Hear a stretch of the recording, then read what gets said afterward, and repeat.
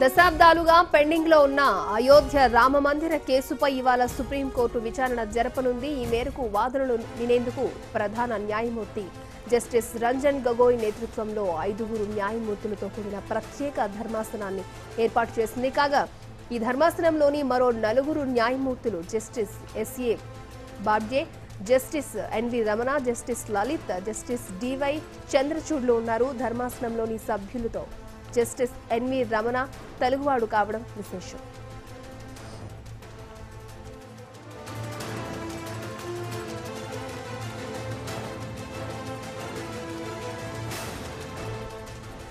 అయోధ్యలోని వివాదాస్పద ప్రాంతంలోని 2.77 ఎకరాల భూమిని నిర్మోహి, అఖారా, రామ్ లల్లా, సున్నీ వక్ఫ్ బోర్డులకు 3 భాగాలుగా పంచుతూ గతంలో అలహాబాద్ హైకోర్టు తీర్పిచ్చింది. దీనిపై సవాల్ చేస్తూ దాఖలైన పిటిషన్లపై ఈ ప్రత్యేక ధర్మాసనం ఇవాళ విచారణ చేపడుతుంది.